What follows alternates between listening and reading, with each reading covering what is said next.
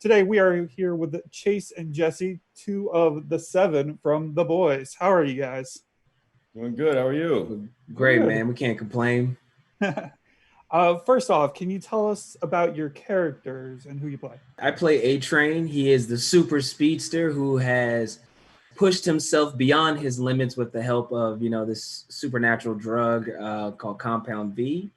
And psychologically, mentally, emotionally, physically, he's just completely exhausted himself, and he's crumbled, and everything around him is crumbled. The proverbial kettle has boiled over, and now he's got to deal with the repercussions of that. I play the Deep, and he's sort of found himself in a dire situation. He's been shipped off from New York to Ohio, where he's never been. He doesn't know the difference between a pine cone and a buckeye, and so he's sort of at a loss to figure out what to do there and how to get back to where he's at with the seven. And it's a struggle. So he falls into some sort of pseudo religion and is really working hard at least trying to appear redeemed. Plus, absolutely not a great place for a fish. Exactly. It's pretty landlocked up there. So Jessie, A-Train had a certain love affair.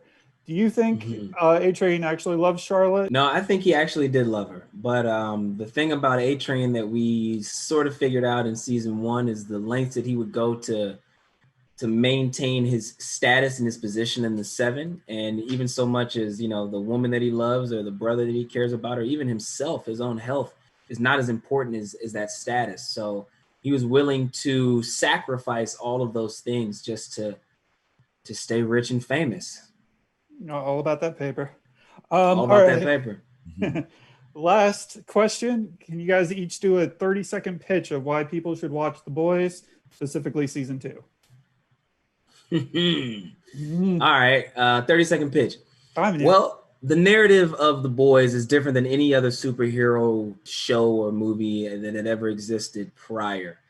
These heroes are not so heroic, and what you will see is that your unlikely heroes are the ones who typically will save the day, and everyone kind of teeters the line, but ultimately their own goal will supersede what you would expect.